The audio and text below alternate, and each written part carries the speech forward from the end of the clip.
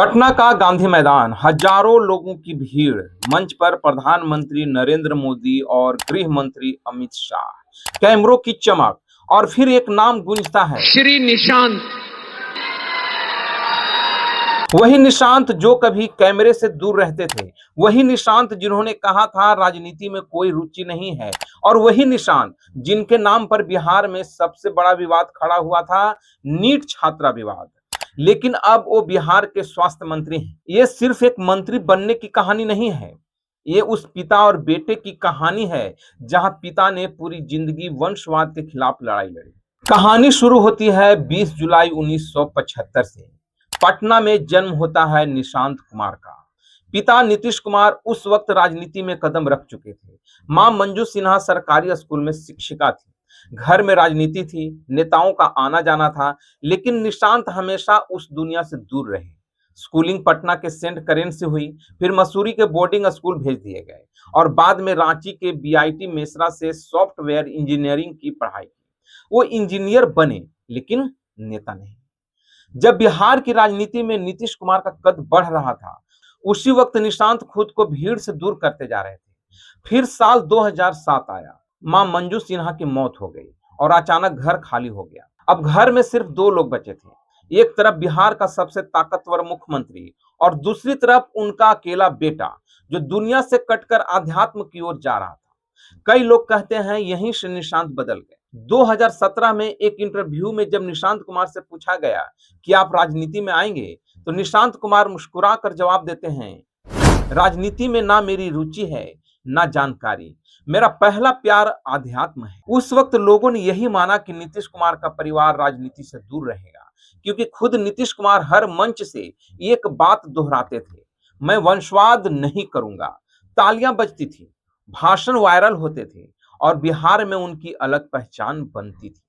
लेकिन राजनीति कभी सीधी नहीं चलती। तो जनवरी 2026, पटना का शंभू गर्ल हॉस्टल, नीट की तैयारी कर रही जहानाबाद की एक छात्रा बेहोश हुई। कुछ दिनों बाद उसकी मौत हो गई। शुरुआत में पुलिस ने कहा आत्महत्या है, लेकिन पोस्टमार्टम रिपोर्ट आई और पूरा मामला पलट गया। फिर अचानक इस केस में एक ऐसा नाम सामने आया जिसने बिहार की राजनीति में भूचाल ला दिया, निशांत कुमार।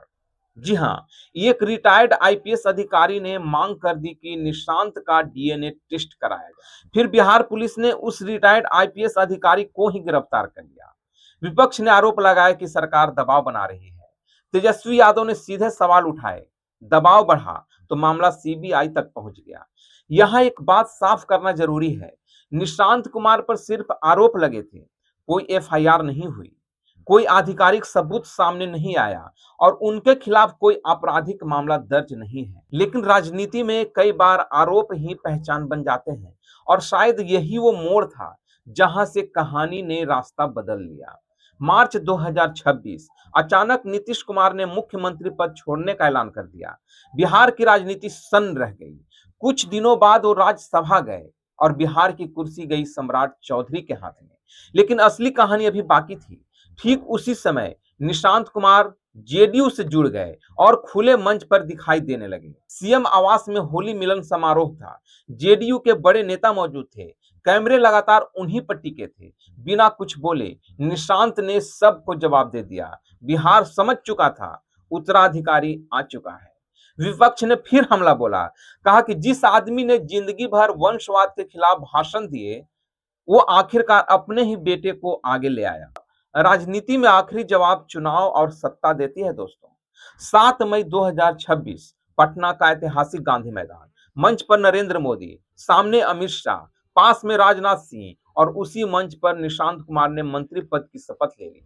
सीधे बिहार के स्वास्थ्य मंत्री बन गए।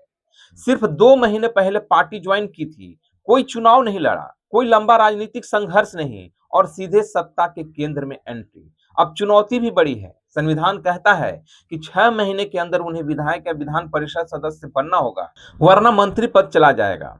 लेकिन राजनीति का गणित सिर्फ संविधान से नहीं चलता। जेडीयू मानती है कि निशांत कुमार कुर्मी वोट बैंक को मजबूत रखेंगे और सम्राट चौधरी के साथ मिलकर बिहार का लौह पुरुष समीकरण संभालेंगे। यानी ये सिर्फ एक बेटे की एंट्री नहीं है, ये बिहार की अगली राजनीतिक विरासत की शुरुआत हो सकती है।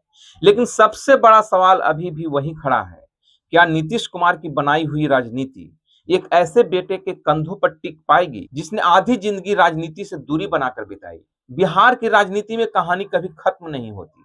यहाँ हर अंत के बाद एक नया अध्याय शुरू होता है। आप इस पर क्या कहना चाहेंगे? कमेंट करके जरूर बताइएगा। जय हिंद।